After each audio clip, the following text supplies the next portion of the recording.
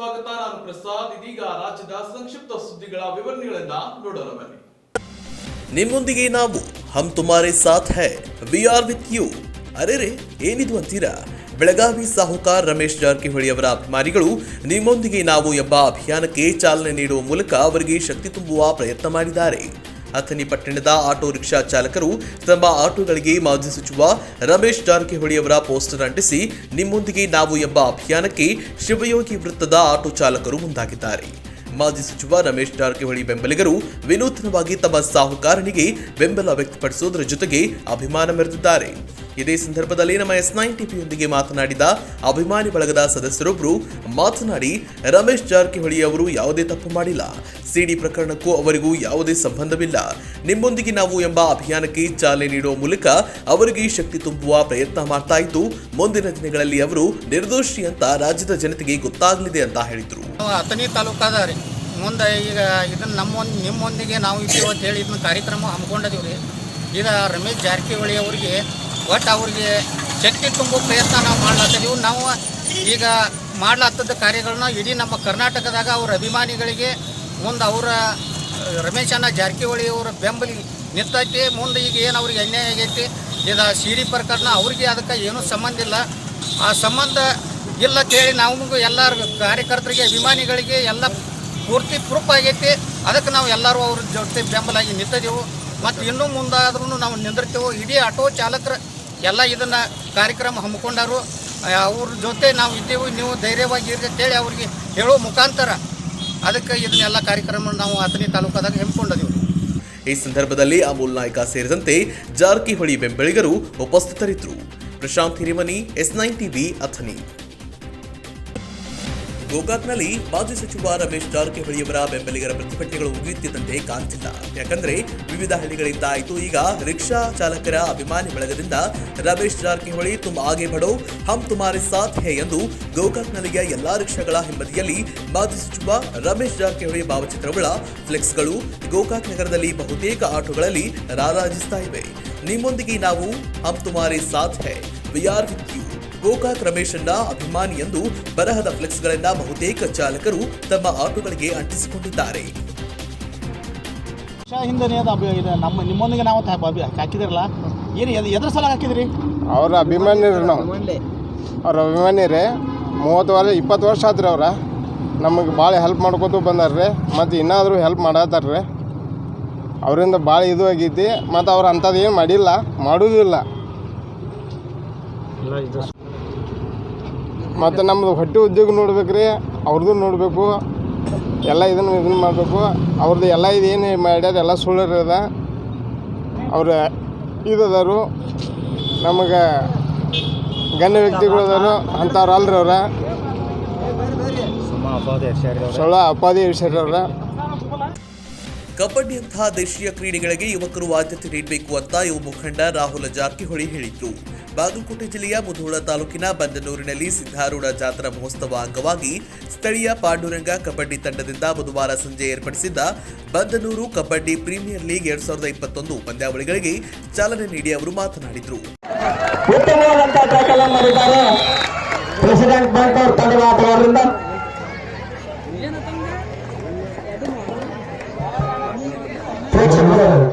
ಜನರ ಮುಂದಿನ ಪಂದ್ಯಕ್ಕಾಗಿ ಎಲ್ಲ ತಂಡಗಳಿಗೆ ಮೊದಲನೇ ಕರೆ ನೀಡಬೇಕು.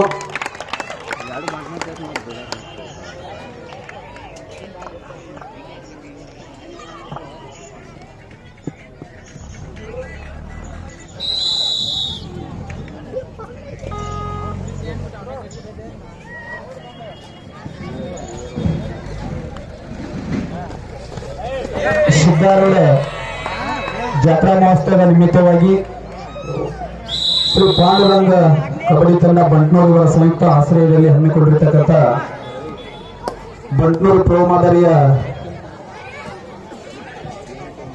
ಕಬಡ್ಡಿ ಕ್ಯಾಪ್ಟನ್ ಕೂಡ ಇಲ್ಲಿ ಬಂದು ಓಕೆ ರಿಪೋರ್ಟ್ ಸರ್. ಮತ್ತು ಮಂಟ್ನೂರು ಗ್ರಾಮದ ಎಲ್ಲ ಊರಿನ ಹಿರಿಯರೇ, ಯುವಕರೇ ಮತ್ತು ಎಲ್ಲ ಮಕ್ಕಳೇ ಮತ್ತು ಕಬಡ್ಡಿಯ ಆಟಗಾರರು, ಇವತ್ತು ಬಂಟ್ನೂರು ಪ್ರೋ ಕಬಡ್ಡಿ ಲೀಗ್ ಪಂದ್ಯಾವಳಿ ಕಾರ್ಯಕ್ರಮಕ್ಕೆ ಇವತ್ತು ನಮಗೆ ಇಲ್ಲಿ ಆಮಂತ್ರಣ ನೀಡಿದ್ದಕ್ಕೆ ಮೊದಲೇದಾಗಿ ನಾನು ಕಮಿಟಿದವರಿಗೆ ಎಲ್ಲರಿಗೂ ಹೃದಯಪೂರ್ವಕ ಧನ್ಯವಾದಗಳನ್ನು ಹೇಳುತ್ತಾ, ಈ ಪಂದ್ಯಾವಳಿ ಮುಖಾಂತರ ಯುವಕರಿಗೆ ಮತ್ತು ಆಟಗಾರರಿಗೆ ಒಂದು ಪ್ರೋತ್ಸಾಹ ನೀಡಲಿಕ್ಕೆ ಒಂದು ಉದ್ದೇಶದಿಂದ ಈ ಒಂದು ಪಂದ್ಯಾವಳಿಯನ್ನು ಅವರು ಹಮ್ಮಿಕೊಂಡಿದ್ದಾರೆ. ಅದಕ್ಕೆ ನಾವು ನೋಡ್ಬೋದು, ಗ್ರಾಮೀಣ ಭಾಗದಲ್ಲಿ ಕೂಡ ಬರೀ ರಾಜ್ಯ ಮತ್ತು ತಾಲೂಕು ಮಟ್ಟದಲ್ಲಿ ಅಷ್ಟೇ ಸೀಮಿತ ಆಗದೆ ರಾಜ್ಯ ಮತ್ತು ರಾಷ್ಟ್ರ ಮಟ್ಟದಲ್ಲಿ ತಾವು ಹೋಗುವ ಪ್ರತಿಭೆ ನಾವು ಇಲ್ಲಿ ನೋಡ್ಬೋದು. ಇಂಥ ಪ್ರತಿಭೆಯನ್ನು ನಾವು ಇಲ್ಲಿ ಗುರುತಿಸಬೇಕು ಮತ್ತು ಅವರಿಗೆ ಪ್ರೋತ್ಸಾಹ ನೀಡಬೇಕು. ಈಗಾಗಲೇ ಇಲ್ಲಿನ ಎಲ್ಲ ಸ್ಥಳೀಯ ಮುಖಂಡರು ಎಲ್ಲ ಅವರಿಗೆ ಪ್ರೋತ್ಸಾಹ ಮಾಡಿ, ಸಹಾಯ ಮಾಡಿ ಅವರಿಗೆ ಪ್ರೋತ್ಸಾಹಿಸ್ತಾ ಇದ್ದಾರೆ. ಇದೇ ರೀತಿಯಲ್ಲಿ ಅವರು ಮುಂದೆ ಕೂಡ ಅವರಿಗೆ ಸಹಾಯ ಮಾಡ್ತಾರೆ ಅಂತ ನಮ್ಮ ಭರವಸೆ ಅವರ ಮೇಲೆ ಇದೆ. ಅದಕ್ಕೆ ಎಲ್ಲ ಆಟಗಾರರು ಇದೇ ರೀತಿಯಲ್ಲಿ ಇದೇ ಉತ್ಸಾಹದಿಂದ ತಾವು ಇಂಥ ಒಂದು ಪ್ರೋ ಕಬಡ್ಡಿ ಪಂದ್ಯಾವಳಿ ಆಗಿರಲಿ, ಯಾವುದೇ ಕ್ರೀಡಾ ಪಂದ್ಯಾವಳಿ, ಕ್ರಿಕೆಟ್ ಆಗಿರಲಿ, ಫುಟ್ಬಾಲ್ ಆಗಿರಲಿ, ಇದರಲ್ಲಿ ತಾವು ಹೆಚ್ಚಿನ ಸಂಖ್ಯೆಯಲ್ಲಿ ತಾವು ಭಾಗವಹಿಸಬೇಕು. ಮತ್ತು ಇಲ್ಲಿ ಇವತ್ತು ತಂದೆಯವರ ಅನುಪಸ್ಥಿತಿಯಲ್ಲಿ ಬಂಟೂರು ಗ್ರಾಮಕ್ಕೆ ಪ್ರಥಮ ಬಾರಿಗೆ ಆಗಮಿಸಿ ತುಂಬ ಸಂತೋಷ ಆಯ್ತಾ ಅಂತ ಹೇಳುತ್ತಾ ನಾನು 2 ಮಾತನ್ನು ಮುಗಿಸ್ತೇನೆ. ಧನ್ಯವಾದಗಳು. ಕಬಡ್ಡಿ ತನ್ನದೇ ಆದ ಇತಿಹಾಸ ಹೊಂದಿದ್ದು ದೈಹಿಕ ಮತ್ತು ಮಾನಸಿಕ ಸಾಮರ್ಥ್ಯ ವೃದ್ಧಿಗೆ ಕಬಡ್ಡಿ ಸಹಕಾರಿಯಾಗಿದೆ ಅಂತ ಹೇಳಿದ್ರು. ಯುವ ಮುಖಂಡ ವಿನಯ್ ಆರ್ ತಿಮ್ಮಾಪುರ ಅಧ್ಯಕ್ಷತೆಯನ್ನ ವಹಿಸಿದ್ರು. ಮುಖಂಡರಾದ ರಾಜುಗೌಡ ಪಾಟೀಲ್, ಸುಭಾಷ್ ಗಸ್ತಿ, ಶ್ರೀಶೈಲ್ ಅಂಟಿನ್, ಪಾಂಡು ಮಣ್ಣಿಕೇರಿ, ಪ್ರಕಾಶ್ ಮಾಂಗೆ ಸೇರಿದಂತೆ ಇತರರು ಹಾಜರಿದ್ದರು. ಇಂದು ಮಹಾಶಿವರಾತ್ರಿ ಹಿನ್ನೆಲೆಯಲ್ಲಿ ರಾಜ್ಯಾದ್ಯಂತ ಶಿವನ ದೇವಾಲಯದಲ್ಲಿ ಸಾಕಷ್ಟು ವಿಶೇಷ ಪೂಜೆ ಸಲ್ಲಿಸ್ತಾ ಇದ್ದು ಭಕ್ತರು ಕೂಡ ದೇವಸ್ಥಾನಕ್ಕೆ ತೆರಳಿ ದರ್ಶನವನ್ನ ಪಡೆಯುತ್ತಿದ್ದಾರೆ. ಈ ನಿಟ್ಟಿನಲ್ಲಿ ಬೆಳಗಾವಿ ಜಿಲ್ಲೆಯಲ್ಲೂ ಮಹಾಶಿವರಾತ್ರಿ ಕಾರ್ಯಕ್ರಮ ಅದ್ದೂರಿಯಾಗಿ ಆಚರಿಸ್ತಾ ಇದ್ದು ರಾಮದುರ್ಗ ತಾಲೂಕಿನ ಮುಳ್ಳೂರ ಗುಡ್ಡದಲ್ಲಿ ಶಿವರಾತ್ರಿ ನಿಮಿತ್ತ ನಂದಿ ವಿಗ್ರಹವನ್ನ ಮಾಜಿ ಶಾಸಕರಾದ ಅಶೋಕ್ ಪಟ್ಟಣ ಅವರು ಉದ್ಘಾಟಿಸಿದರು. ಈ ನಂದಿ ವಿಗ್ರಹ ಗಿನ್ನಿಸ್ ದಾಖಲೆಯ ಪುಟವನ್ನ ಸೇರುವ ಸನ್ನಿಹದಲ್ಲಿ ಈ ವಿಗ್ರಹ ಎತ್ತರ 22 ಅಡಿ, ಅಗಲ 14 ಅಡಿ ಹಾಗೂ 32 ಅಡಿ ಎತ್ತರದ ಈ ವಿಗ್ರಹವನ್ನು ಇಂದು ಉದ್ಘಾಟನೆ ಮಾಡಲಾಯಿತು. ಇಂದು ಅಶೋಕವನದಲ್ಲಿ ಶಿವರಾತ್ರಿ ಪ್ರಯುಕ್ತ ಸಾಕಷ್ಟು ಧಾರ್ಮಿಕ ಪೂಜಾ ಕೈಂಕರ್ಯಗಳು ನೆರವೇರಲಿವೆ. ಸಾವಿರಾರು ಭಕ್ತರು ಸರದಿ ಸಾಲಿನಲ್ಲಿ ನಿಂತು ಶಿವನ ದರ್ಶನ ಪಡೆದರು. ಬಂದ ಭಕ್ತಾದಿಗಳಿಗೆ ಖರ್ಜೂರ, ಶಾಬುದಾನಿ, ಬಾಳೆಹಣ್ಣಿನ ವ್ಯವಸ್ಥೆ ಮಾಡಲಾಗಿದ್ದು, ಅಲ್ಲದೆ ಇಂದು ರಾತ್ರಿ ಕನ್ನಡದ ಕಬೀರ, ಸೂಫಿ ಸಂತರಾದ ಇಬ್ರಾಹಿಂ ಸುತಾರ್ ಅವರಿಂದ ಪ್ರವಚನ ಹಾಗೂ ಆಕಾಶವಾಣಿ ಕಲಾವಿದರಾದ ಪರಮಪೂಜ್ಯ ಶ್ರೀ ಗುರುನಾಥ ಶಾಸ್ತ್ರಿ ಕೀರ್ತನೆ ಕಾರ್ಯಕ್ರಮ ಜರುಗಲಿದೆ ಎಂದು ಶಿವಪ್ರತಿಷ್ಠಾನ ಸೇವಾ ಸಮಿತಿಯ ರಾಮದುರ್ಗ ಅಶೋಕವನದ ಶ್ರೀ ರಾಮೇಶ್ವರ ದೇವಸ್ಥಾನದ ಅಧ್ಯಕ್ಷರಾದ ಅಶೋಕ್ ಪಟ್ಟಣ ಅವರು ತಿಳಿಸಿದ್ದಾರೆ. Suresh Ginjali, S9 TV, Ramdurg.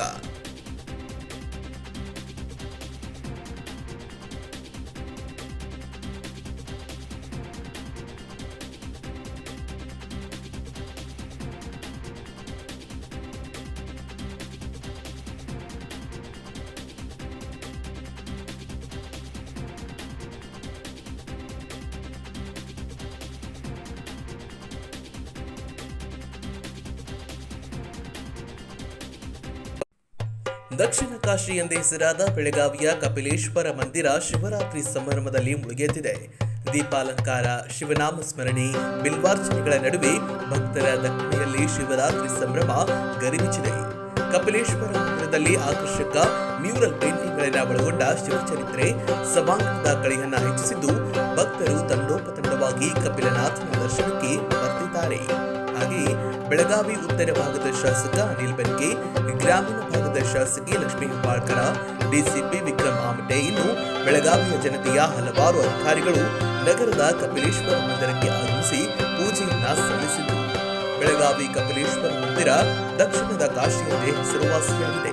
ಈ ಬಾರಿ ಶಿವರಾತ್ರಿ ನಿಮಿತ್ತ ಕಪಿಲೇಶ್ವರ ಮಂದಿರದಲ್ಲಿ ಮ್ಯೂರಲ್ ಪೇಂಟಿಂಗ್ಗಳನ್ನು ಒಳಗೊಂಡ ಶಿವಚರಿತ್ರೆ ಭಕ್ತರನ್ನ ಆಕರ್ಷಿಸ್ತಾ ಇದೆ. ಕಪಿಲೇಶ್ವರ ಮಂದಿರ ಟ್ರಸ್ಟ್ ಮತ್ತು ಭಕ್ತರ ಪ್ರಾಯೋಜಕತ್ವದಲ್ಲಿ 1 ಕೋಟಿ ರೂಪಾಯಿ ವೆಚ್ಚದಲ್ಲಿ ನಿರ್ಮಿಸಲಾಗಿರುವ 8 ಕಲಾಕೃತಿಗಳು ಆಕರ್ಷಣೀಯ ಕೇಂದ್ರವಾಗಿವೆ. ಭವ್ಯ ಪರಶುರಾಮನ ಮೂರ್ತಿ ಒಳಗೊಂಡು ಮಾತಾ ಸತಿ, ರಾವಣನ ಗರ್ಭಹರಣ, ಸಮುದ್ರ ಮಂಥನ, ತ್ರಿಪುರಾಸುರ ವಧೆ, ಆತ್ಮಲಿಂಗ ಕಥನ, ಗಂಗಾವತರಣ ಪ್ರಸಂಗಗಳು ಮ್ಯೂರಲ್ ಆರ್ಟ್ನಲ್ಲಿ ಅನಾವರಣಗೊಂಡಿವೆ. ಲಕ್ಷಾಂತರ ಭಕ್ತರು ಕಪಿಲೇಶ್ವರದತ್ತ ಹೆಜ್ಜೆ ಇರಿಸಿದ್ದಾರೆ. ಇನ್ನು ಶಾಸಕ ಅನಿಲ್ ಬೆನಕೆ ಮಾತನಾಡಿ, ದೇವಸ್ಥಾನಕ್ಕೆ ಆಗಮಿಸಿದ್ದ ಶಿವರಾತ್ರಿ ನಿಮಿತ್ತ ದೇವರ ದರ್ಶನಕ್ಕೆ ಬಂದಿದ್ದೇನೆ. ಶಿವರಾತ್ರಿ ಹಬ್ಬ ಸಂಭ್ರಮಿಸುತ್ತಿದ್ದೇವೆ. ಕೊರೋನಾ ತೊಲಗಲಿ, ನಾಡಿನಲ್ಲಿ ಸುಖ ಶಾಂತಿ ನೆಲೆಸಲಿ ಅಂತ ದೇವರಲ್ಲಿ ಪ್ರಾರ್ಥಿಸುತ್ತೇವೆ ಅಂತ ಹೇಳಿದ್ರು. ಶಿವರಾತ್ರಿ ಉತ್ಸವದ ಹಾರ್ದಿಕ ಶುಭಾಶಯಗಳು.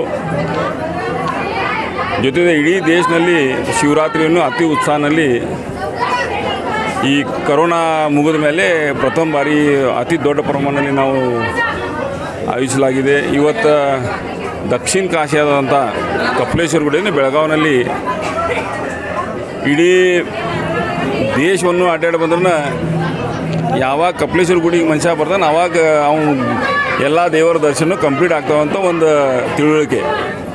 ಅದಕ್ಕೆ ಎಲ್ಲರೂ ಕೂಡ ಇವತ್ತು ನೋಡಿದರೆ ಇಡೀ ಪೂರಾ ದಿವಸ ಇದಕ್ಕಿಂತ ಜಾಸ್ತಿ ಗರ್ದಿಯಾಗಿ ಕಪಿಲೇಶ್ವರ ಗುಡಿನಲ್ಲಿ ಎಲ್ಲ ಜನರು ದರ್ಶನ ತಗೋತಾರೆ. ಆ ಕಪಿಲೇಶ್ವರ ಗುಡಿ ಬಗ್ಗೆ ಹೇಳಬೇಕಂದ್ರೆ 2-3 ವರ್ಷದಿಂದ ನೋಡಿದ ಪ್ರಕಾರ ಮತ್ತು ಇವತ್ತು ನೋಡಿದರೆ ಭಾಳ ಒಳ್ಳೆಯದ ಡೆವಲಪ್ಮೆಂಟ್ ಮಾಡಿದ್ದಾರೆ. ಒಳ್ಳೆಯದ ಡೆಕೋರೇಷನ್ ಇರಲಿ, ಒಂದು ಸಾತ್ವಿಕತೆ ಇಲ್ಲಿ ಹೆಂಗದ ಆ ಸಾತ್ವಿಕತೆ ಅದ. ಕಳೆದ 8 ದಿವಸ ಹಿಂದೆ ಇದು ಒಂದು ಸಮಸ್ಯೆ ಆಗಿತ್ತು, ಈ ಅಡ್ಮಿನಿಸ್ಟ್ರೇಷನ್ ನೇಮಿಸೋದು. ಅದರ ಬಗ್ಗೆ ನಾವು ಹೋಗಿ ಶ್ರೀನಿವಾಸ್ ಕೋಟಾ ಪೂಜಾರಿಗೆ ಭೇಟಿಯಾಗಿ ಬೆಳಗಾವಿ ಇಡೀ ಜಿಲ್ಲೆಯ ಗುಡಿಗಳ ಬಗ್ಗೆ ನಾವು ಚರ್ಚೆ ಮಾಡಿದ್ದೀವಿ. ಒಂದು 5 ಮಿನಿಟ್ ತಕ್ಷಣ ಅವರು ಒಂದು ನಮ್ಮ ಕಡೆಯಿಂದ ಲೆಟ್ರ್ ತೊಗೊಂಡು ನಾನು ಅಬಾಬಡಿ ಕೂಡ ಅರ್ಜಿ ಕೊಟ್ಟ ಮೇಲೆ ಒಂದು 5-10 ಮಿನಿಟ್ನಾಗ ಅಂದ್ರೆ ಸಹಿ ಮಾಡಿ ಎಲ್ಲ ಅಡ್ಮಿನಿಸ್ಟ್ರೇಷನ್ ಸ್ಟಾಪ್ ಮಾಡಿಬಿಟ್ರು. ಮೊನ್ನೆ ಮತ್ತು ಬೆಂಗಳೂರಲ್ಲಿ ಭೇಟಾಗ ನಾವು ಅವ್ರು ಹೇಳಿದ್ನಿ, ಇದು ಟೆಂಪ್ರರಿ ಸ್ಟೇ ಆಗೈತಿ, ಬರುವ ಕಾಲದಲ್ಲಿ ಇಂಥ ಪರ್ಮನೆಂಟ್ ಸ್ಟೇ ಆಗಬೇಕು ಮತ್ತು ಅಡ್ಮಿನಿಸ್ಟ್ರೇಷನ್ ನೇಮಿಸಬಾರ್ದು ಅಂತ ನಾವು ವಿನಂತಿ ಮಾಡಿದ್ವಿ. ಆ ಪ್ರಕಾರ ಅವ್ರು ಮಾಡ್ತೀವಿ ಅಂತೇಳಿ ಇನ್ನೊಂದು ಸಲ ಬೆಳಗಾವಿ ಎಲ್ಲ ಜನತೆಗೆ ಮಹಾಶಿವರಾತ್ರಿ ಹಾರ್ದಿಕ ಶುಭಾಶಯಗಳು. ಇನ್ನು ಶಾಸಕಿ ಲಕ್ಷ್ಮೀ ಹೆಬ್ಬಾಳ್ಕರ್ ಕೂಡ ಆಗಮಿಸಿದ್ರು. ಕಪಿಲೇಶ್ವರ ಮಂದಿರ ಅಲಂಕಾರ ನೋಡಿ ಖುಷಿಯಾಯಿತು. ಎಷ್ಟೊಂದು ಭಕ್ತರು, ಎಷ್ಟೊಂದು ಸಂಭ್ರಮ ಇಲ್ಲಿದೆ. ಶಿವನ ಸನ್ನಿಧಿಗೆ ಬಂದು ಖುಷಿಯಾಯಿತು ಅಂತ ಹೇಳಿದ್ರು. ಸಮಸ್ತ ಬಾಂಧವರಿಗೆ ಮಹಾಶಿವರಾತ್ರಿ ಹಾರ್ದಿಕ ಶುಭಾಶಯಗಳು. ಶಿವನ ಧ್ಯಾನ ಮಾಡ್ತಾ ಇದ್ದೀವಿ. ಇವತ್ತು ಬೆಳಗಾವಿ ಜಿಲ್ಲೆಯ ಕಪಿಲೇಶ್ವರ ದೇವಸ್ಥಾನ ದಕ್ಷಿಣ ಕಾಶಿ ಅಂತ ಹೇಳಿ ಪ್ರಸಿದ್ಧಿಯಾಗಿದೆ.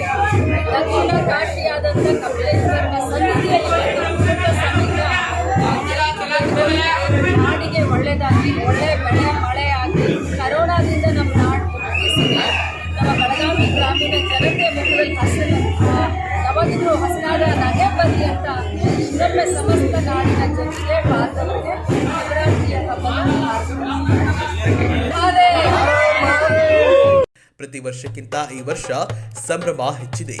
ಶಿವದರ್ಶನ ಖುಷಿ ನೀಡಿದೆ ಅಂತ ಹೇಳಿದ್ರು.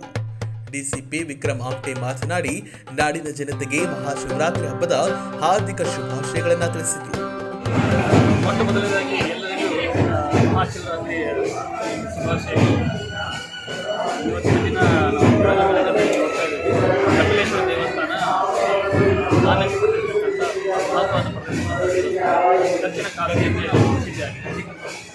ಒಂದು ಪದ್ಧತಿ ಇದೆ, 4 ಧಾಮಗಳಲ್ಲಿ ಹೋಗಿ ದರ್ಶನ ಪಡೆದವರು ಇಲ್ಲಿ ಬಂದರೆ ಮಾತ್ರ ಅದು ಅವರಿಗೆ ಪುಣ್ಯ ಸತ್ಯ. ಆ ಪದ್ಧತಿಯನ್ನು ಇಟ್ಕೊಂಡಿರ್ತಕ್ಕಂಥ ದೇವಸ್ಥಾನ ಎಲ್ಲ ಸಾರ್ವಜನಿಕರು ಬಂದು ದರ್ಶನವನ್ನು ಪಡಿತಾ ಇದ್ದಾರೆ. ಅದೇ ರೀತಿ ನಾವು ಇವತ್ತು ಬಂದು ಈಗ ಇನ್ವೈಟ್ ಮಾಡಲಿಕ್ಕೆ ನಾವು ಬಂದಿದ್ದೇವೆ. ದೇವರ ಆಶೀರ್ವಾದ ದೇವರ ಆಶೀರ್ವಾದ ಎಲ್ಲರ ಮೇಲೆ ನಮ್ಮ ಬೆಳಗಾವಿ ಶಾಂತಿ ಹೀಗೆ ಇರಲಿ, ಎಲ್ಲರ ಅನ್ಯೋನ್ಯವಾಗಿ ಚೆನ್ನಾಗಿ ಸಮೃದ್ಧಿಯಿಂದ ಎಲ್ಲರೂ ಬೆಳೆಯಲಿ ಅಂತ ಪ್ರಾರ್ಥನೆ. Nagesh Kumbali, S9 TV, Belagavi. ಬೆಳಗಾವಿ ನಗರದಲ್ಲಿರುವ ಸಮರ್ಥನಂ ಅಂಗವಿಕಲರ ಸಂಸ್ಥೆಯಲ್ಲಿ ಪ್ರತಿಭಾವಂತ ಅಂಗವಿಕಲ ವಿದ್ಯಾರ್ಥಿಗಳಿಗೆ ಟ್ಯಾಬ್ ಹಾಗೂ ಪೆನ್ಡ್ರೈವ್ ಕೊಡುವ ಕಾರ್ಯಕ್ರಮ ಹಮ್ಮಿಕೊಳ್ಳಲಾಗಿತ್ತು. ಈ ಸಂದರ್ಭದಲ್ಲಿ ಮಾತನಾಡಿದ ಹುಕ್ಕೇರಿ ತಾಲೂಕು ಗ್ರಾಮೀಣ ವಿದ್ಯುತ್ ಸಹಕಾರಿ ಸಂಘದ ನಿರ್ದೇಶಕ ಪೃಥ್ವಿ ಕತ್ತಿ, ಅಂಗವಿಕಲರ ಏಳಿಗೆಗಾಗಿ ಹಲವು ಯೋಜನೆ ಅನುಷ್ಠಾನ ಮಾಡುತ್ತಿರುವ ಸಮರ್ಥನಂ ಸಂಸ್ಥೆ ಅವರ ಬದುಕಿಗೆ ದಾರಿದೀಪದಂತೆ ಮಾರ್ಗದರ್ಶನ ಮಾಡ್ತಾ ಇದೆ. ಸಂಸ್ಥೆಗೆ ಬೇಕಾದ ಎಲ್ಲಾ ಸಹಕಾರವನ್ನು ನೀಡಲು ಕತ್ತಿ ಕುಟುಂಬ ಸಿದ್ಧವಾಗಿದೆ ಅಂತ ಹೇಳಿದರು.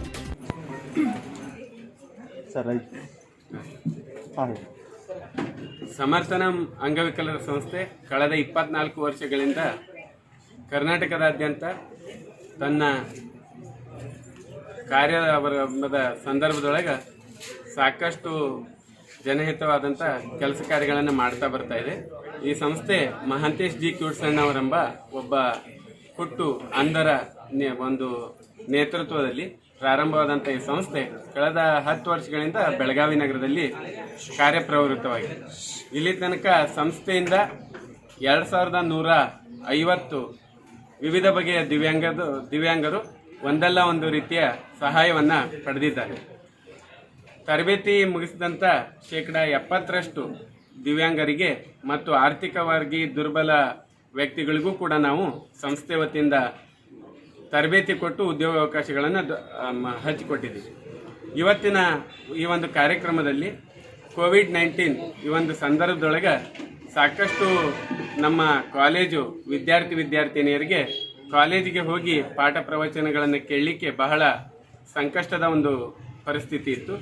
ಅಂಥ ಪ್ರತಿಭಾನ್ವಿತ ಎಲ್ಲ ಬಗೆಯ ವಿದ್ಯಾರ್ಥಿ ಮತ್ತು ವಿದ್ಯಾರ್ಥಿನಿಯರಿಗೆ ದಾನಿಗಳ ಒಂದು ಸಹಾಯ ಸಹಕಾರದಿಂದ ಟ್ಯಾಬ್ಗಳ ವಿತರಣೆಯನ್ನು ಮತ್ತು ವಿವಿಧ ಸಲಕರಣೆಗಳ ವಿತರಣಾ ಕಾರ್ಯಕ್ರಮವನ್ನು ಇವತ್ತಿನ ದಿವಸ ತನ್ನ ಆವರಣದಲ್ಲಿ ನೆರವೇರಿದೆ. ಸಂಸ್ಥೆಯ ವ್ಯವಸ್ಥಾಪಕ ಅರುಣ್ ಕುಮಾರ್ ಮಾತನಾಡಿ, ಕಳೆದ 10 ವರ್ಷದಿಂದ ಈ ಸಮರ್ಥನಂ ಅಂಗವಿಕಲ ಸಂಸ್ಥೆಯನ್ನ ಯಶಸ್ವಿಯಾಗಿ ನಡೆಸಿಕೊಂಡು ಬಂದಿದ್ದೇವೆ. ಕೊರೋನಾದ ಸಂಕಷ್ಟ ಸಮಯದಲ್ಲಿ ಹಲವಾರು ದಾನಿಗಳು ಸಹಾಯ ಮಾಡಿದ್ದಾರೆ. ನಮ್ಮ ಸಂಸ್ಥೆಯಲ್ಲಿ ತರಬೇತಿ ಪಡೆದ ಹಲವು ವಿದ್ಯಾರ್ಥಿಗಳು ಇಂದು ಸರ್ಕಾರಿ ಖಾಸಗಿ ಸಂಸ್ಥೆಗಳಲ್ಲಿ ಕೆಲಸ ಮಾಡುತ್ತಿದ್ದಾರೆ. ಸಮಾಜದಲ್ಲಿರುವ ದಾನಿಗಳು ನಮ್ಮ ಸಹಾಯ ಮಾಡಿದ್ರೆ ಇನ್ನೂ ಅನುಕೂಲ ಆಗುತ್ತೆ ಅಂತ ಹೇಳಿದರು. ಅಂಗವಿಕಲರನ್ನ ಸಮಾಜದ ಮುಖ್ಯವಾಹಿನಿಗೆ ತರಲು ಈ ಸಂಸ್ಥೆ ಶ್ರಮಿಸ್ತಾ ಇದ್ದು, ಬೆಳಗಾವಿ ನಗರದಲ್ಲಿ ಕಳೆದ 10 ವರ್ಷಗಳಿಂದ ಈ ಸಂಸ್ಥೆ ಕಾರ್ಯನಿರ್ವಹಿಸ್ತಾ ಇದೆ. ಸಾರ್ವಜನಿಕರು, ಸಂಘ ಸಂಸ್ಥೆಗಳು ಈ ಸಂಸ್ಥೆಗೆ ಕೈಲಾದಷ್ಟು ಸಹಾಯ ಹಸ್ತ ಹಚ್ಚಲಿ. ಕೇಂದ್ರದ ಮಾಜಿ ಸಚಿವ ದಿವಂಗತ ಸುರೇಶ್ ಅಂಗಡಿಯವರ ತಾಯಿ ಸೋಮವ್ವ ಅಂಗಡಿಯವರು ಇಂದು ಅನಾರೋಗ್ಯದಿಂದ ನಿಧನರಾಗಿದ್ದಾರೆ. ಸ್ವಗ್ರಾಮ ನಾಗೇರಹಾಳ ಕೇಕೆಕೊಪ್ಪದಲ್ಲಿ ಇಂದು ಬೆಳಗ್ಗೆ 9:30ಕ್ಕೆ ಕೊನೆಯುಸಿರೆಳೆದಿದ್ದಾರೆ. ಪುತ್ರ ಸಚಿವ ಸುರೇಶ್ ಅಂಗಡಿಯವರ ಅಕಾಲಿಕ ಹಠಾತ್ ನಿಧನದ ನಂತರ ತೀವ್ರ ನೊಂದುಕೊಂಡಿದ್ರು ಅಂತ ಹೇಳಲಾಗ್ತಿದ್ದು, ಇಂದು ಸಂಜೆ ನಾಗರಹಾಳ ಗ್ರಾಮದಲ್ಲಿ ಅಂತ್ಯಕ್ರಿಯೆ ನಡೆಯಲಿದೆ. ಶಿಕ್ಷಕರು ತಮ್ಮ ಬಳಿ ಕಲಿಯುವ ಮಕ್ಕಳು ಅವರ ಮನೆಯ ಬೆಳಕಾಗುವಂತಹ ಸಂಸ್ಕಾರ ಶಿಕ್ಷಣ ನೀಡಬೇಕು. ಉತ್ತಮ ಮಕ್ಕಳು ಉತ್ತಮ ಬದುಕು ಕಟ್ಟಿಕೊಂಡು ಉತ್ತಮ ಸಮಾಜ ನಿರ್ಮಾತೃವಾಗುವಂತಹ ಮಾಡಿದಾಗ ಶಿಕ್ಷಕರ ಸೇವೆ ಸಾರ್ಥಕವಾಗುತ್ತೆ ಅಂತ ಬೈಲಹೊಂಗಲ ತಾಲೂಕು ಕ್ಷೇತ್ರ ಶಿಕ್ಷಣಾಧಿಕಾರಿ ಡಾಕ್ಟರ್ ಗುರುನಾಥ ಹೂಗಾರ ಹೇಳಿದರು. ಅವರು ಎಲ್ಲಿಗೆ ಕಿಂಗಾನೂರು ಗ್ರಾಮದ ಸರ್ಕಾರಿ ಹಿರಿಯ ಕನ್ನಡ ಪ್ರಾಥಮಿಕ ಶಾಲೆಯಲ್ಲಿ ನೂತನ ತಂತ್ರಜ್ಞಾನದ ಟಿವಿ ಹಾಲ್ ಉದ್ಘಾಟನೆ ಹಾಗೂ ನೂತನವಾಗಿ ಆಯ್ಕೆಯಾದ ಎಸ್ಡಿಎಂಸಿ ಸದಸ್ಯರಿಗೆ ಸ್ವಾಗತ, ಗ್ರಾಮ ಪಂಚಾಯಿತಿಯ ನೂತನ ಸದಸ್ಯರುಗಳಿಗೆ, ತಾಲೂಕು ಪ್ರಾಥಮಿಕ ಶಾಲಾ ಶಿಕ್ಷಕರ ಸಂಘದ ನೂತನ ಪದಾಧಿಕಾರಿಗಳಿಗೆ ಬುಧವಾರ ಆಯೋಜಿಸಲಾಗಿದ್ದ ಕಾರ್ಯಕ್ರಮದಲ್ಲಿ ಮಾತನಾಡಿದರು. ಎಲ್ಲರ ಮನೆಯ ಆಪತ್ಬಾಂಧವ ಮನೆಯ ಆಧಾರ ಸ್ತಂಭ ರೂಪುಗೊಳ್ಳುವುದು ಅದು ನಿಮ್ಮೂರಿನ ಶಾಲೆಗಳಲ್ಲಿ. ಆದ್ದರಿಂದ ಆ ಶಾಲೆಯ ಪ್ರಗತಿಗೆ ಗ್ರಾಮಸ್ಥರು ಸ್ವಂತ ಮನೆಯ ಅಭಿವೃದ್ಧಿಗಾಗಿ ದುಡಿದಷ್ಟು ಶ್ರಮಿಸಬೇಕು ಅಂತ ಹೇಳಿದ್ರು. ಮುಖ್ಯ ಅತಿಥಿಗಳಾಗಿ ಭಾಗವಹಿಸಿದ್ದ ಸರ್ಕಾರಿ ನೌಕರರ ಸಂಘದ ತಾಲೂಕು ಅಧ್ಯಕ್ಷ ಶಿವಾನಂದ ಕುಡ್ಸೋಮಣ್ಣವರ, ಪ್ರಾಥಮಿಕ ಶಾಲಾ ಶಿಕ್ಷಕರ ಸಂಘದ ಅಧ್ಯಕ್ಷ ಬೇವಿ ಬಾನಿ ಮಾತನಾಡಿದ್ರು. ಮುಖ್ಯೋಪಾಧ್ಯಾಯ ಎಸ್ಆರ್ ಹಾವಳ ಅಧ್ಯಕ್ಷತೆಯನ್ನ ವಹಿಸಿದ್ರು. ಗ್ರಾಮ ಪಂಚಾಯತ್ ಅಧ್ಯಕ್ಷೆ ದಾನವ್ವ ಚಬ್ಬಿ, ಉಪಾಧ್ಯಕ್ಷ ನಾಗಪ್ಪ ಬೋಳಿಶೆಟ್ಟಿ, ಶಿಕ್ಷಕರಾದ ಸಂಘಟನೆಯ ಪದಾಧಿಕಾರಿಗಳಾದ Arjun Kolinavara, BC Amar Shetty, BS Balagappanavara, OS Patil, II Managandi, BS Bharamannavara ಸೇರಿದಂತೆ ಇತರರು ಉಪಸ್ಥಿತರಿದ್ದರು. ಈ ವೇಳೆ ಎಸ್ಡಿಎಂಸಿ ನೂತನ ಸದಸ್ಯರನ್ನ, ಗ್ರಾಮದ ನೂತನ ಸದಸ್ಯರನ್ನ, ಶಿಕ್ಷಕ ಸಂಘಟನೆಯ ಪದಾಧಿಕಾರಿಗಳನ್ನ ಶಾಲೆ ವತಿಯಿಂದ ಸನ್ಮಾನಿಸಿ ಗೌರವಿಸಲಾಯಿತು. ಶಿಕ್ಷಕ ಎಂಜಿ ನಾಗನ್ ಅವರ ಸ್ವಾಗತಿಸಿ ಪ್ರಾಸ್ತಾವಿಕವಾಗಿ ಮಾತನಾಡಿದ್ದು, ಶಿಕ್ಷಕಿಯರಾದ ಜಯಶ್ರೀ ಕೋರ್ಕೊಪ್ಪ, ರುದ್ರಮ್ಮ ಚಲವಾದಿ ನಿರೂಪಿಸಿದ್ರು. ಶಿಕ್ಷಕ ಶಶಿಧರ್ ಹಿರೇಮಠ ವಂದಿಸಿದ್ರು. Siddappa Kambar, S9 TV, Bailhongal. ಇದೇ ತಿಂಗಳು 31ರಂದು ರೈತ ಜಾಗೃತಿ ಸಮಾವೇಶ ಮತ್ತು ನೂತನ ಪದಾಧಿಕಾರಿಗಳ ಪದಗ್ರಹಣ ಕಾರ್ಯಕ್ರಮಕ್ಕೆ ರಾಜ್ಯದ ಮಾಜಿ ಮುಖ್ಯಮಂತ್ರಿ ಎಚ್ ಡಿ ಕುಮಾರಸ್ವಾಮಿ ಹಾಗೂ ಯುವ ಮೋರ್ಚಾ ರಾಜ್ಯಾಧ್ಯಕ್ಷ ನಿಖಿಲ್ ಕುಮಾರಸ್ವಾಮಿ ಆಗಮಿಸಲಿದ್ದಾರೆ ಅಂತ ಯುವ ಮುಖಂಡ ಸಿದ್ದು ಬಂಡೆ ಹೇಳಿದ್ರು. ರಾಯಚೂರು ಜಿಲ್ಲೆಯ ಲಿಂಗಸ್ಗೂರು ತಾಲೂಕಿನ ಬನ್ನಿಗೋಳ ಗ್ರಾಮದ ಸಾಮೂಹಿಕ ವಿವಾಹ ಕಾರ್ಯಕ್ರಮದಲ್ಲಿ ಭಾಗವಹಿಸಿ ಮಾತನಾಡಿದ ಅವರು, ಪಕ್ಷದಲ್ಲಿ ಭಿನ್ನಾಭಿಪ್ರಾಯ ಇರುವುದು ಸಹಜ, ಮುಂದಿನ ದಿನಗಳಲ್ಲಿ ಸರಿಪಡಿಸುವೆ ಅಂತ ಹೇಳಿದ್ರು. ಇದೇ ವೇಳೆ ಬನ್ನಿಗೋಳ ಗ್ರಾಮದ 50ಕ್ಕೂ ಹೆಚ್ಚು ಯುವಕರು ಜೆಡಿಎಸ್ ಪಕ್ಷಕ್ಕೆ ಸೇರ್ಪಡೆಯಾದರು. ಅರುಣ್ ಕುಮಾರ್ ಯರದಿಹಾಳ, ಸಂಗನಗೌಡ ಮರಳಿ, ಶಿವರಾಜ್ ಪಿಕಳಿಹಾಳ ಸೇರಿದಂತೆ ಜೆಡಿಎಸ್ ಪಕ್ಷದ ಯುವಕರು ಹಾಜರಿದ್ದರು. Basavaraj Hunnur, S9 TV, Lingasugur. JDS ಪಕ್ಷದ ರಾಯಚೂರು ಜಿಲ್ಲೆಯ ಲಿಂಗಸ್ಗೂರು ತಾಲೂಕಿನ ಯುವ ಮುಖಂಡ ಸಿದ್ದು ಬಂಡಿ ಆದೇಶದ ಮೇರೆಗೆ ಮುದುಗಲ್ ಘಟಕದ ಹಿಂದುಳಿದ ವರ್ಗಗಳ ಅಧ್ಯಕ್ಷರಾಗಿ ಕರಿಯಪ್ಪ ಯಾದವ್ ಅವರನ್ನ ಪಕ್ಷದ ಮುದುಗಲ್ ಘಟಕದ ಅಧ್ಯಕ್ಷ ಅಮೀರ್ ಬೇಗ್ ಉಸ್ತಾದ್ ಅವರನ್ನ ನೇಮಕ ಮಾಡಿದ್ರು. ನಂತರ ಅಧ್ಯಕ್ಷ ಕರಿಯಪ್ಪ ಯಾದವ್ ಮಾತನಾಡಿ, ಪಟ್ಟಣ ಸೇರಿದಂತೆ ಗ್ರಾಮೀಣ ಪ್ರದೇಶದಲ್ಲಿ ಜೆಡಿಎಸ್ ಪಕ್ಷ ಸಂಘಟನೆ ಮಾಡಿ ಅಧಿಕಾರಕ್ಕೆ ತರಲು ಪ್ರಾಮಾಣಿಕ ಪ್ರಯತ್ನ ಮಾಡುವೆ ಅಂತ ಹೇಳಿದ್ರು. ಈ ಸಂದರ್ಭದಲ್ಲಿ ಪುರಸಭೆ ಸದಸ್ಯ ಮಹಬೂಬ್ ಕಡ್ಡಿಪುಡಿ, ರಬ್ಜಿಬಿಲಿ, ತಾಲೂಕಾ ಕಾರ್ಯದರ್ಶಿ ವೀರೇಶ್ ಉಪ್ಪಾರ್, ಅರುಣ್ ಕುಮಾರ್ ಸೇರಿದಂತೆ ಪಕ್ಷದ ಕಾರ್ಯಕರ್ತರು ಹಾಜರಿದ್ದರು. ಬಳಗಾನೂರು ಕೆರೆಯಿಂದ ಸಿಂದಗಿ ಕೆರೆಗೆ ಶೀಘ್ರದಲ್ಲೇ ನೀರು ಪೂರೈಕೆ ಮಾಡುವುದಾಗಿ ಡಾಕ್ಟರ್ ಶಾಂತವೀರ ಮುನುಗುಳಿ ಅವರು ಹೇಳಿದ್ದಾರೆ. ಪಟ್ಟಣದ ಪುರಸಭೆ ಆಡಳಿತ ಮಂಡಳಿ ಹಾಗೂ ಕರ್ನಾಟಕ ನಗರ ನೀರು ಸರಬರಾಜು ಹಾಗೂ ಒಳಚರಂಡಿ ಮಂಡಳಿಯಿಂದ ಸಂಯುಕ್ತ ಆಶ್ರಯದಲ್ಲಿ ಪಟ್ಟಣದ ಪುರಸಭೆ ಕಾರ್ಯಾಲಯದಲ್ಲಿ ಪತ್ರಿಕಾಗೋಷ್ಠಿ ನಡೆಸಿ ಅವರು ಮಾತನಾಡಿದರು. ಸಿಂದಗಿ ನಗರ ಬೆಳೀತಾ ಇದ್ದು ಜನಸಂಖ್ಯೆಗೆ ಅನುಗುಣವಾಗಿ 24x7 ಕುಡಿಯುವ ನೀರು ನಿರಂತರ ಒತ್ತಡಯುಕ್ತ ನೀರು ಪೂರೈಕೆಗೆ ಯೋಜನೆಯ ಸರ್ವೆ ಕಾರ್ಯಕ್ಕೆ ಚಾಲನೆ ನೀಡಲಾಯಿತು. ಎಕ್ಸಿಸ್ಟಿಂಗ್ ಸಿಸ್ಟಮ್ ಏನಿತ್ತು 2007ರಲ್ಲಿ ಅಲ್ವಾ, 2007ರಲ್ಲೇ ಆಗಿರೋದು, ತುಂಬ ಹಳೆಯಾಗಿದೆ. ಅದರಲ್ಲಿ ಬರೀ ಬಲ್ಕ್ ಆಗಿದೆ. ಡಿಸ್ಟ್ರಿಬ್ಯೂಷನ್ನು ಎಲ್ಲ PVC, ಹಳೆಯದು PVC ಅದೆಲ್ಲ ಅದರದ್ದು ಲೈಫ್ ಮುಗಿದೋಗ್ಬಿಟ್ಟಿದೆ. ಅದರಿಂದ ಏನಾಗಿದೆ, ಪ್ರೆಷರ್ ಸಿಗ್ತಾರೆ. ಸಪ್ಲೈಗೆ ಕಂಟಿನ್ಯೂಷನ್ ಕೊಡೋಕ್ಕಾಗ್ತದೆ, 6 ದಿವಸಕ್ಕೆ ಒಂದ್ಸಲಿ ಕೊಡೋಕ್ಕಾಗ್ತದೆ, ಮತ್ತು ಪ್ರೆಷರ್ ಇರ್ತಾರೆ. ಹಾಗಾಗಿ ಈಗ ಬಲ್ಕ್ ಏನು ಮೂಲ ಇದೆಯಲ್ಲ, ಮೊದಲು 2 ಲೀಟರ್ ಇತ್ತು, ಈಗ ಬಳಗಾನದ್ದು ಒಂದು ಸ್ಕೀಮ್ ತೊಗೊಂಡಿದ್ದು ಪೈಪು ಇಲ್ಲಿವರೆಗೆ ಬಂದಿತ್ತು. ಅಂದಾಜು 13 ಲಕ್ಷ ವೆಚ್ಚ ಆಗುತ್ತಂತೆ ಕನ್ಸರ್ನ್ ಇಂಜಿನಿಯರ್ ಹೇಳಿದ ಮೇಲೆ ನಾವು ಮೊದಲು 2 ಲಕ್ಷ ತುಂಬಿದ್ದೆವು. ಕಾರಣಾಂತರಗಳಿಂದ ಬಜೆಟ್ ಕಡಿಮೆ ಇರೋದ್ರಿಂದ ಆಮೇಲೆ 5 ಲಕ್ಷ ತುಂಬಿ ನಾವು ಸರ್ವೆಯನ್ನು ಕಾರ್ಯರೂಪಕ್ಕೆ ತರಲು ವಿನಂತಿಸಿಕೊಂಡಿದ ಮೇಲೆ ಇವತ್ತು ಒಂದು ಸರ್ವೆ ಕಾರ್ಯಕ್ರಮ ಅಧಿಕೃತವಾಗಿ ಸ್ಟಾರ್ಟ್ ಆಗ್ತಾ ಇದೆ. ಮುಂಚೆ 2 ಲಕ್ಷ ತುಂಬಿದ ಮೇಲೆ ಸರ್ವೆ ಆಗಿ ಒಂದು ಕಾರಣಾಂತರಗಳಿಂದ ಸ್ಟಾಪ್ ಆಗಿತ್ತು. ಈಗ ಮತ್ತೆ ಸರ್ವೆಯನ್ನು ಚಾಲನೆಗೆ ನಾವು ಕೊಡ್ತಾ ಇದ್ದೀವಿ. ಮುಂಬರುವ ದಿನಗಳು 1 ಲಕ್ಷ ಜನಸಂಖ್ಯೆಗೆ ಅನುಗುಣವಾಗಿ ಪ್ರತಿಯೊಬ್ಬರಿಗೂ ನೀರು ಪೂರೈಕೆ ಮಾಡುವ ಸುಧಾರಿತ VHP ಪೈಪುಗಳ ಮೂಲಕ ಅಕ್ರಮ ನಳ ಸಂಪರ್ಕಕ್ಕೆ ಕಡಿವಾಣ ಹಾಕಿ ನೀರು ಪೋಲಾಗದಂತೆ ಯೋಜನೆ ರೂಪಿಸಲಾಗುತ್ತಿದೆ ಅಂತ ಯೋಜನೆಯ ಅಧಿಕಾರಿ ಶ್ರೀನಿವಾಸ್ ಹೇಳಿದರು. ಈ ಸಂದರ್ಭದಲ್ಲಿ ಪುರಸಭೆಯ ಅಧ್ಯಕ್ಷ, ಉಪಾಧ್ಯಕ್ಷರು, ಸದಸ್ಯರು ಹಾಗೂ ಸಿಬ್ಬಂದಿ ವರ್ಗ ಉಪಸ್ಥಿತರಿದ್ದರು. ಎಷ್ಟೊತ್ತು ಸುದ್ದಿ ಕೊಟ್ಟಿದ್ದು ನಾನು ಪ್ರಸಾದ್. ನೋಡ್ತಾ ಇರಿ S9 TV, ಸುದ್ದಿ ನಿಮ್ಮಿಂದ, ಸದ್ದು ನಮ್ಮಿಂದ.